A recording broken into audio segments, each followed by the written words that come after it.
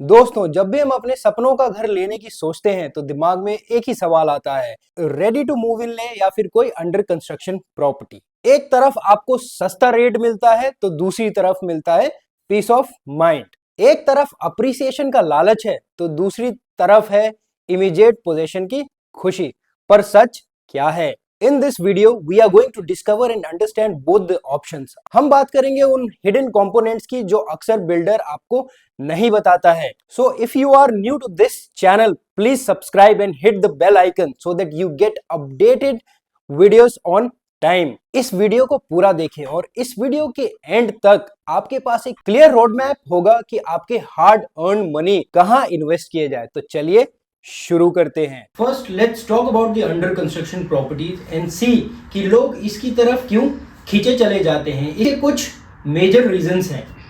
First, लो entry cost. Simple math है, builder को काम शुरू करने के लिए फंड चाहिए एंड वो फंड मिलता है कस्टमर से। हायर एप्रिसिएशन, अगर आप एक सही लोकेशन पे कोई अंडर कंस्ट्रक्शन प्रॉपर्टी में इन्वेस्ट करते हैं तो आपको सिर्फ एक साल में 15 से 20% का प्रॉफिट हो सकता है। फ्लेक्सिबिलिटी इन पेमेंट प्लान्स, कोई भी अंडर कंस्ट्रक्शन प्रॉपर्टी लेने के बाद आपके पास पेमेंट देने के लिए बहुत ही फ्लेक्सिबल मेथड होता है, which is better than ready to move properties। Customization का मौका, कुछ डेवलपर्स आपको एक कस्टमाइजेशन का भी ऑप्शन देते हैं। फॉर एग्जाम्पल, आपको मॉड्यूलर किचन चाहिए कि नहीं, आपको मास्टर बेडरूम में वुडन वर्क चाहिए कि नहीं, तो इससे आपका थोड़ा बहुत खर्चा बच भी सकता है। But not everything is green in under construction properties.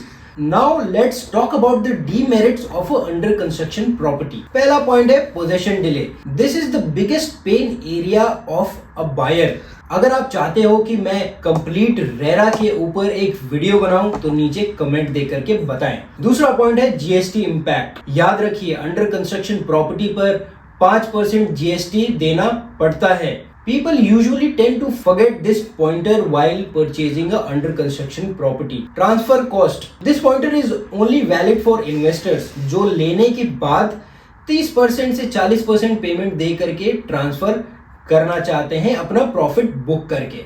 Now let's talk about the ready to move in properties. ये उन लोगों के लिए हैं जो wait and watch में बिलीव नहीं रखते हैं। First point, what you see is what you get. Under construction properties में हम ब्रोशर देखते हैं। रेडी टू मूव इन में आप एक्चुअल व्यू, सनलाइट और कंस्ट्रक्शन क्वालिटी चेक करते हैं। No surprises. Zero GST, one of the biggest advantages of a ready to move in property. If the building has already received its occupancy certificate तो आपको 1 रुपया भी GST देने की जरूरत नहीं है। इमीडिएट रेंटल इनकम, तो अगर आप कोई भी ready to move in property लेते हैं तो आपके पास ऑप्शन है कि तुरंत उसे किराए पे चढ़ाएं एंड रेंटल एंजॉय करें। टैक्स बेनिफिट्स, होम लोन का टैक्स बेनिफिट पोजीशन के बाद ही मिलता है। Ready to move in property में आप पहले साल से ही सेक्शन 80C और सेक्शन 24 का फायदा उठा सकते हैं। लेकिन रेडी टू मूव इन के कुछ डिसएडवांटेजेस भी हैं। सबसे पहला पॉइंट, प्रीमियम प्राइस। एक ready to move in property हमेशा ज्यादा कॉस्ट डिमांड करती है क्योंकि आपको यहाँ पूरी सेफ्टी मिलती है। ह्यूज अपफ्रंट कॉस्ट, यहाँ पे आपको अंडर कंस्ट्रक्शन प्रॉपर्टी जैसे फ्लेक्सिबल पेमेंट प्लान्स नहीं मिलते, यानी कुछ ही टाइम में आपको पूरे पैसे देने हैं। तो अब हमने अंडर कंस्ट्रक्शन और रेडी टू मूव इन का डिस्कशन कर लिया है, तो अब बात करते हैं pre EMI versus full EMI के मैथ के बारे में, जो काफी लोग मिस कर देते हैं। अंडर कंस्ट्रक्शन प्रॉपर्टी में आप सिर्फ इंटरेस्ट देते हैं जब तक कि आपको पोजेशन नहीं मिलता, which means the principal amount of your land is not reducing. While in ready to move in property, you are paying full EMI from day one of the possession, जिसमें आपका principal amount भी cover होता है। If you are living on rent and आप एक under construction property लेते हैं तो आप rent plus pre EMI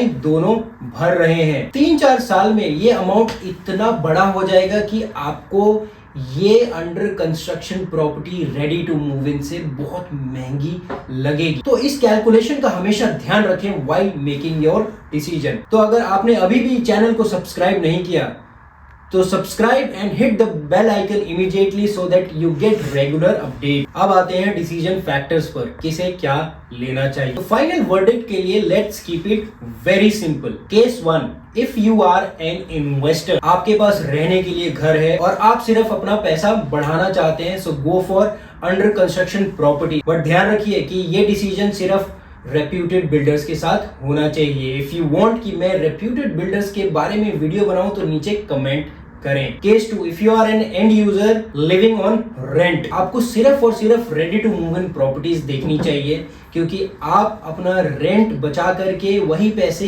EMI में दे सकते हैं। केस 3, टाइट बजट, अगर आपके पास लमसम पैसा नहीं है to pay for ready to move in, so go for under construction properties where in you can get CLP plans।